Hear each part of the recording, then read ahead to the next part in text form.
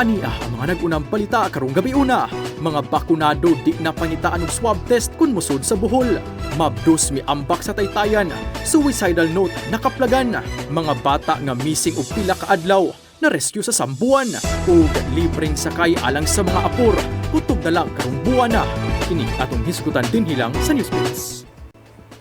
Kumbati sa ika-27 Super Balita Cebu. Happy 27th Anniversary Super Balita Cebu! Happy anniversary 27 ka tuig nga padayong naghatod og mga lapas ka balita 27 ka tuig nga Nag-una og padayong mag-una kay Nas Torres. Magpasalamat ta sa atong mga viewers, sa atong mga supporters na hangtod karon sa 27 ka tuig padayong misuporta sa Super Balita Cebu. So parihang edad sa Super B. Kay Nas no to 27 years. ako din lang kumustorya sa akong edad kay murag Anyway, ang Super Balita no, padayon gyapong kampiyon sa mga Bisaya sud na sa 27 ka tuig. So happy anniversary Super Balita Cebu. Yes, it's an honor Kenneth to be part of this Super Balita Cebu family, no? Especially sa atong mga bosses, sa ato ang mga head dinhi sa Super B, sa atong mga editors nga padayong gyud nga muhatag og kanang mga labas nga mga balita sa atong mga reporters nga padayon gihapon nagkugi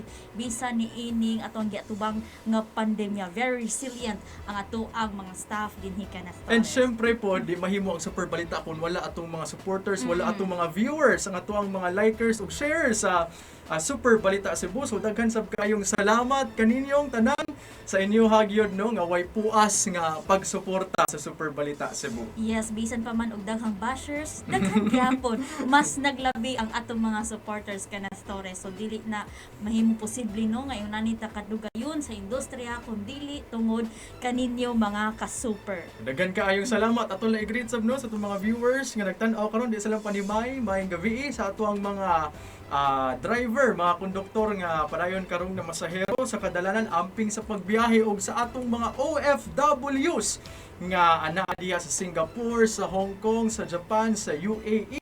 Mayong gabi kaninyong tanan. Maayong gabi sa atong mga viewers, sa atong mga live viewers karong gabi una kang Elsa Madula, ni greet siya, happy 27th anniversary. Kang Rafaela Coripti, kang Laika Riza nga nagtan-aw dinha sa Riyadh. Maayong gabi sa atong mga OFW diha sa Riyadh. Ari na ta mga ka-super sa atong mga nahipos nga balita karong adlaw. Atong top story, good news alang sa mga fully vaccinated nga buot mo suroy, buot mo adto sa lalawigan sa Bohol. Di na sila pangitaan og negatibong resulta sa RT-PCR test. Ang kadtong mga nabakunahan o kadtong mga partially vaccinated pangitaan gihapon og negatibong resulta sa RT-PCR test. Og sa laing balita, usa ka mabdus ni ambak diha sa Taytayan, nakaplagan ang suicidal note nga iyahang gidala. Samtang sa laing balita pod mga ka-super, kadtong mga bata nga na missing og pipila ka adlaw na rescue na sa mga kapulisan didto sa lungsod sa Sambuan, habagatang Subo. Sus pagkanglayuag na abtan ini mga bata mga ka-super gikan diri sa Cebu City na abot didto sa Sambuan sa habagatang Subo. Og kanino dili ni maayong balitaan lang sa ato ang mga apur, gumikan kay ang libreng sakay nga gitanyag sa LTFRB imbis na sa Disyembre, karon na lang buwan na kutob ang maong programa. Ari na ta mga ka-super sa ato ang top story, kalabot ining di na pangitaan og COVID test result. Negatibong COVID test result ang kadtong mga fully vaccinated nga mosulod sa lalawigan sa Bohol. Ani ang kumpletong detalye. Dili na kinahanglan mo pakita og negatibong resulta sa reverse transcription polymerase chain reaction test ang kadtong mga fully vaccinated nga mga pasahero nga buot mosulod sa lalawigan sa Bohol.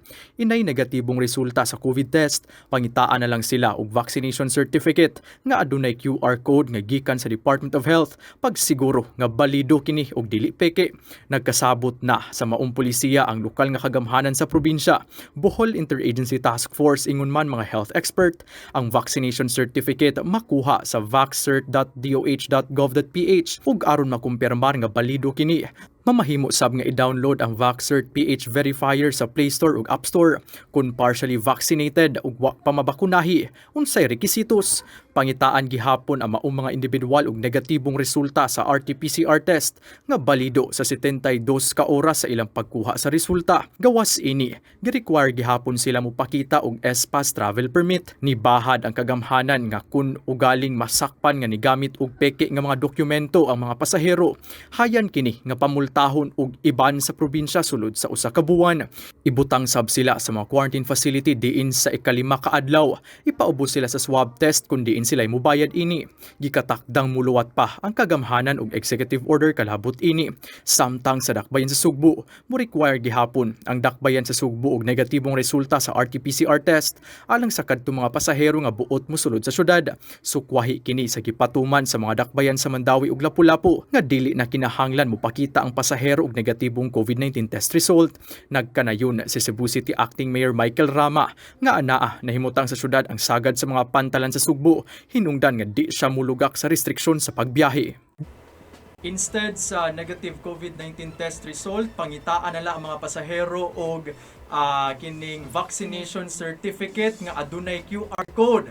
Pagsiguro ni mga kasuper no nga way mutumaw nga mapeke nga mga vaccination certificate o kaning mga dili balido nga vaccination certificate. So di pasabot nga nilugak gamay ang probinsya sa Bohol, adunay gihapon gikinahanglan rekisitos mao ang vaccination certificate nga adunay QR code gikan sa Department of Health, mga kasuper. Unya ka na vaccination certificate, Kenneth, libre na ninyong makuha diha sa vaxcert.doh.gov.ph. So ako usbon vaxcert.doh.gov.ph. So inyo nang i-fill up ang form ni ana o makuha na niyo inyong certificate. Samtang dinhi sa dakbayan sa Sugbo sa Tri-Cities, ang Cebu City maoray dili mosunod sa gipatuman nga lagda sa Lapu-Lapu ug Mandawi. Ang Cebu City magkinahanglan gihapon og negatibong resulta sa RT-PCR test alang sa mga pasahero nga mosulod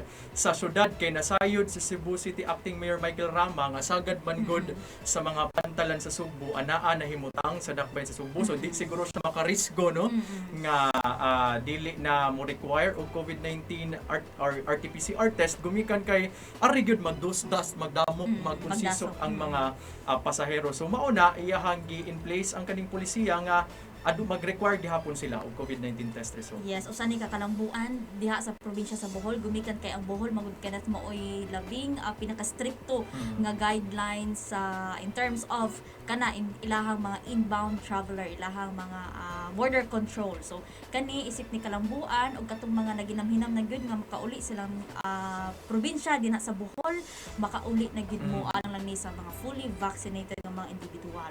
Apan gikinahanglan gyapon nga mutuman ta sa mga health protocol. Samtang sa laing balita, usa ka mabdus miambak diha sa Taytayan sa dakbayan sa Mandawi, suicidal note, nakaplagan ani ang dugang detalye.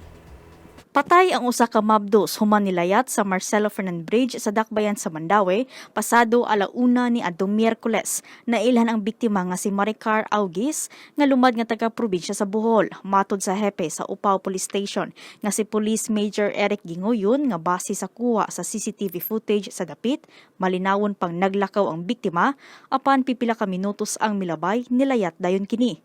Natugpa ang biktima sa usa ka hatch cover sa barko nga niagi ubos sa bridge. Sa ilang pag-imbestigar sa crime scene, nakita nila nga aduna kini suicidal note. Gibutyag ni Gingoyon nga posibleng gipaabot sa biktima nga muagi ang barko sanglit tipik sa iyang suicidal note nga ganahan na kining muuli sa Bohol. Tipik sab sa iyang suwat mao ang pagpahibaw nga mabdo siya ug wala nay nakaatiman kaniya. Subay niini gitan ang rason sa kapulisan sa paghikog sa biktima mao ang kaguol ug depresyon. Giawhag ang kadtong mga individual nga nakasinati og grabing kaguol, problema ug depresyon nga mamahimo silang makapangayo og tabang. Alang sa dakbayan sa Mandawi, makontak ang Mandawi City Health Office ug Mandawi City Outpatient Recovery Clinic pinaagi sa pagbisita sa ilang Facebook page. Ato laning tubago ni pangutana sa atong comment section, dili day katong vaccination card nga katong gi-issue sa pagpabaksin, dili to gumikan kay dili tanan nga mga vaccination sites naka-produce og vaccination cards nga adunay QR code. Unya kana magud Kenneth is dali kayo siya nga mapiki. So mao na ang giawhag sa ato ang kadagkuan nga gikinahanglan gyud nga adto gyud mo register sa vaxxer.doh.gov.ph. Pag siguro no, for security purposes lang yun.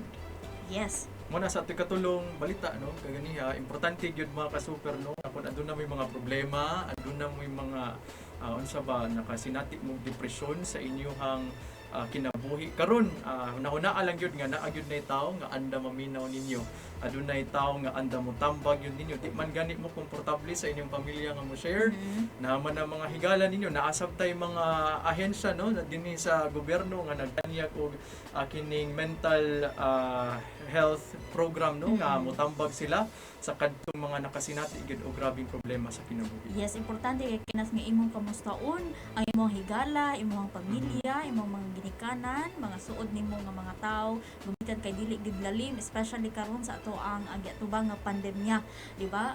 Unsa ka importante ang ato ang pag take care sa ato ang physical health, importante sab na nga ato atimanon ato ang mental health. Sakto yun ka Super Chari Cornel no. So check your friends gyud. Imuhang mga unsa ba mga best friends bisan og mga di nimo suod or mga kabanay ninyo, mga paryente ninyo, always check on your friends yun. Pag siguro nga okay lang siya bisan ang gamay nga kamusta no, dako na kay nagtabang sa kanang mga grabe kayo gi problema, gatubang og problema sa kinabuhi. Arita mga ka-super sa ato ang ikatulong balita karong gabi una, aduna na tay update. Kalabot atong mga batan-on nga gituuhang nilayas og na missing pipila adlaw. Didto sila na rescue sa lungsod sa Sambuan, atong sutaon kung nganong naabot sila didto, atong sutaon kung nganong nilayas sila. Ani ang report. Luwas ra ang kahimtang sa duha ka mga dalagita nga unang gikataho nga namising ni adtong Oktubre 16 human na rescue sa kapulisan alas 2 kaganihang kadlawon didto na sa Barangay San Sebastian sa lungsod sa Sambuan habagatang Sugbo. Nailhan ang duha ka mga bata nga sila si Micaela Ayesha Alam-Alam nga taga-dakbayan sa Talisay ug Jaya May Abeliana nga taga-dakbayan sa Sugbo. Matod ni Police Corporal Eliazar Belsinia sa Talisay City Police Station nga aduna sila nadawat nga impormasyon nga nakit-an na maong mga bata sa Sambuan, dali dayon sila nga nakig-alayon sa kapulisan ug uban ang mga ginikanan. Nibiyahe sila paingon sa Sambuan. Didto na nila naabtan ang duha ka mga bata nga niistar sa usa ka lodging house. Matod sa duha nga niadtong Martes pa sila naabot sa Sambuan. Sanglit plano nila nga mularga sa Negros Oriental apan wa kini kadayon. Gumikan kay wa sila igong dokumento. Nipadayag ang duha sa ilang mga rason kung nganong nilayas sila sa ilang tagsa-tagsa kapanimay. Niangkon si Alam-Alam nga nahiubos siya sa iyang ginikanan. Sanglit samtang si Abeliana ni padayag nga gikapoy na siya sa iyang iyaan, sanglit permi siyang suguon. Gikataho nga adunay natigom si Abeliana nga 15,000 pesos nga mao ilang gigasto alang sa ilang lakaw ug kaon. Gi-turn over na ang cellphone ni Abeliana ngadto sa cybercrime unit aron masuta kung aduna ba kini contact dito sa Negros. Di pa sab sila makauli, sanglit ipaubos pa sila sa stress debriefing. Grabe ang kalipay nga nasinati sa kabanay ining mga bata no, nga luwas silang nakit-an, luwas silang na-rescue sa kapulisan. So hopefully sa atong mga batan-on karon nga nagtan-aw, hinaot unta nga magsilbi kining leksyon nga kung badlongon gani sa ginikanan, kung aduna gani gamay nga problema or panag-away sa inyong pamilya, dili lang sad unta ta mo palayo nila oy kay wa ta dili nila matugkad ba unsa ang kaguol, unsa ang kabalaka nga ilahang masinati nga wa pag contact pila ka adlaw no. So bitaw makaunaw na ang mga batan-on ini kung unsa ang bation sa ilang mga ginikanan ba kung ugaling laya sila way pahibaw. And nabalaka gid sila Kenneth gumikan kay mga minor pa, unya puros mga babae, unya ubay-ubay na ang na-report nga na missing. So ato ang mga nanaw karon mga ginikanan, inyo jud nang i-check permi inyong mga anak, ilahang mga outside activities, di ba? Kinahanglan gyud nga mananghid puta kitang mga anak, mananghid ta og tarong sa ato ang mga ginikanan. Unya mohatag gyud ta og kana bang second nga contact number kinsay inyong contact person kung ugaling dili mo makontak sa inyong mga numbers, at least ba na ay alternative nga makontak ang inyong mga ginikanan. Unya ato na iklaro Kenneth kay na ay mga nangutana dinhi unsa kunoy requirements pagsud sa buhol sa mga fully vaccinated kato dili na mo gikinahanglan og negative RT-PCR test kadto lang vaccination certificate inyo na makuha sa vaxcert.doh.gov.ph kana nga website di na mo makuha sa inyong vaccination certificate. Ang katong mga wala pa nabakunahan ang gikinahanglan gyapon ang negative RT-PCR nga sa inyong pag-uli sa buhol. Unya sa laing balita, arita sa dili kay maayong balita alang ni sa atong mga apur, gumikan kay ang libreng sakay nga gitanyag sa LTFRB, kutob na lang karong buwan na sus ni samot gyud kanas no, ni samot gyud unya taas pa yung gasolina, di ba? So unsa kayay maayong solusyon ni ini sa gobyerno ato aning atangan sa mga umaabot nga adlaw, aniya ang dugang detalye. Gipahibaw sa Land Transportation Franchising and Regulatory Board o LTFRB Central Visayas na dili nakaabot sa Disyembre ning tuiga ang ilang gitanyag nga libreng sakay alang sa mga authorized persons outside of residence kun apur. Matod ni LTFRB Central Visayas Director Eduardo Montialto Jr. nga kutob na lang sa Oktubre 31 ang ilang budget nga gigahin sa libreng sakay. Giklaro ni Montialto nga ang posibleng rason ini mao nga nilapas na sila sa ilang budget sa ihap sa mga sakyanan nga nagdagan alang sa libreng sakay o gikinahanglan nilang i-adjust ang oras sa biyahe alang sa mga healthcare worker.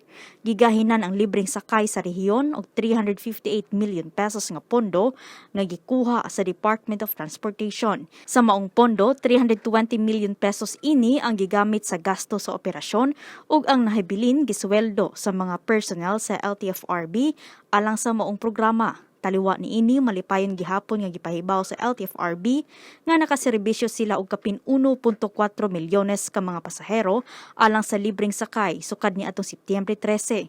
Moabot sa 476 ka unit ang nagdagan ug laing 20 ka unit sa mga pampublikong sakyanan ang nag-operate karon lukop rehiyon. Sa karon nang hinaot si Montialto nga malakip sa Bayanihan 3 ang libreng sakay alang sa mga healthcare worker, apur ug essential.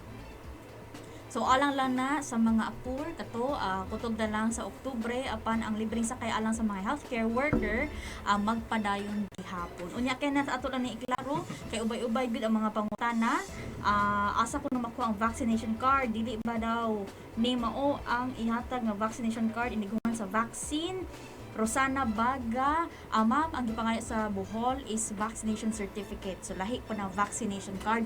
O, importante po ninyo hanggang doon ninyong mga vaccination card. Makuha ninyo ang vaccination certificate sa website na vaxcert.doh.gov.ph.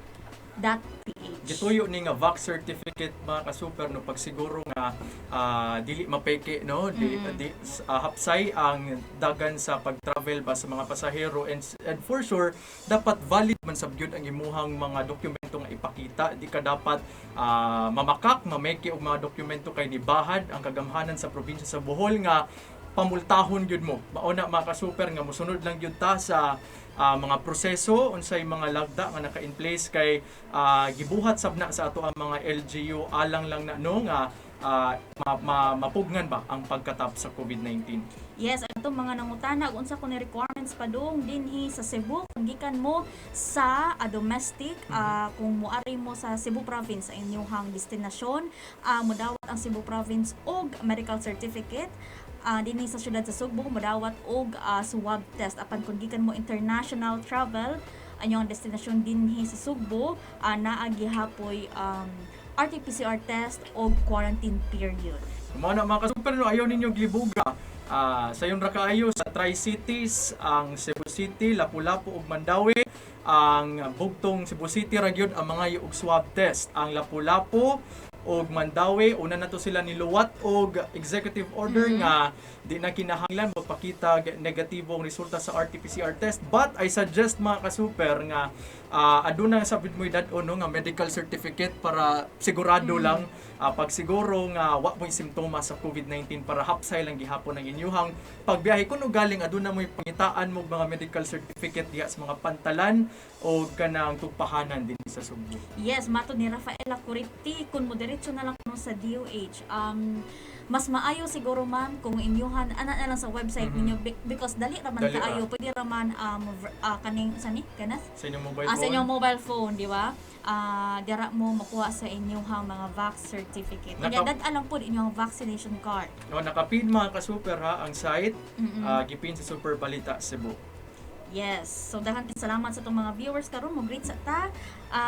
Maayong gabi kang healthy tumala sa ato ang suki gini nga tigtan-aw na si Luyaw Jean diha sa si Lopez Luyaw Jean diha sa Dakbayan sa Lapu-Lapu.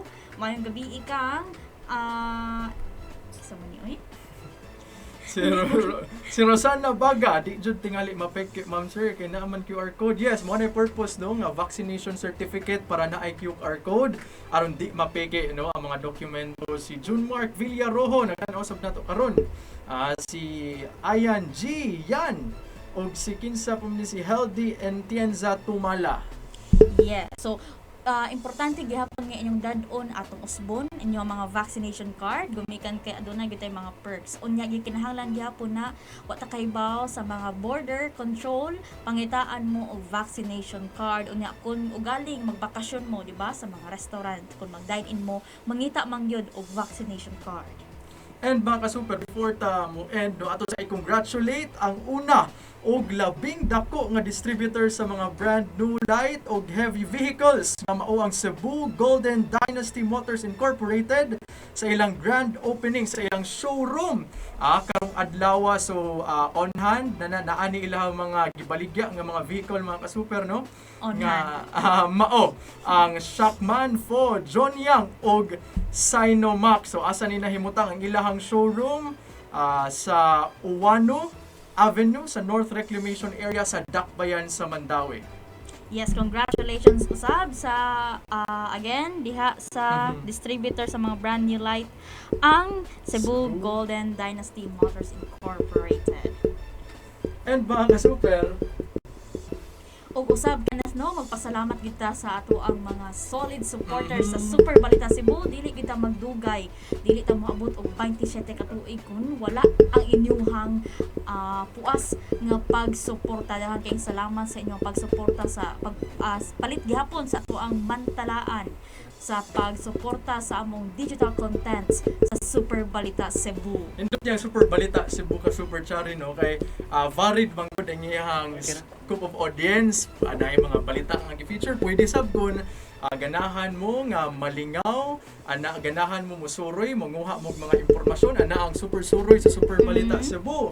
Kung mga pagkaon ang hisgutan, naasap ang super busog sa Super Balita Cebu. Kung mga makapakurat nga mga balita, naasap ang super kurat nga segment no sa Super Balita Cebu. Yes, dili lang siya hard news, mura pod siya og magazine. Kaya no, usab sa mga nangutanang dili pa daw mapeke ang vaccination certificate, mao nang gituyo nga vaccination certificate gumikan kay aduna kini validated o authenticated kini sa DH o sa Bureau of Quarantine aduna kini QR code. Si Joseph T. Camero pauli sa Negros Oriental unsa ila requirements. Negros Oriental naa sila sa alert level 3. So taas-taas ang kaso sa COVID-19 sa Negros Oriental. So dili ta sure if magkinahanglan gyapon sila og RT-PCR apan ato lang nang iklaro sa ato ang LGU atong i-search daan kung unsa mga requirements sa ato ang LGU of destination. So mas maayo mga ka-super no nga inyo sa i-contact makikalayon mo dito sa inyong tagsa-tagsa ka LGU sa Negros Oriental kung unsay mga rekisito silang gikinahanglan pag siguro nga safe o kanang hapsay ang inyong pagbiyahe paingon sa Negros Oriental. So atong usbon alang sa mga fully vaccinated nga buot mosulod sa Bohol wala na mo gikinahanglan nga negatibong RT-PCR test result. So kato na lang vaccination certificate. And mga ka-super atong itong mga viewers no nga padayon gihapon ni suporta sa ato ang programa, daghan kaayong salamat. At ang mga ka-super karon taon-taon kung insan niya mo mga kauban dinhi sa ato ang live.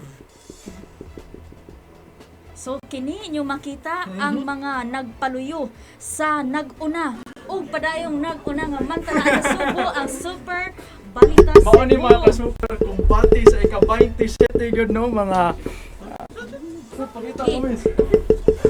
Sila si ka-super Benji Talisig. Si Ma'am Michelle Solo. Ang Hello, editor no sa Super Balita Cebu, si Sir Alan Tangkawan. Hi! Sige sa pamani, pakita kit sa mga nanay. Ang ato ang Super Suroy World nga si Flor Caribbean. TikTokerist Where's si Sir Roger. Roger.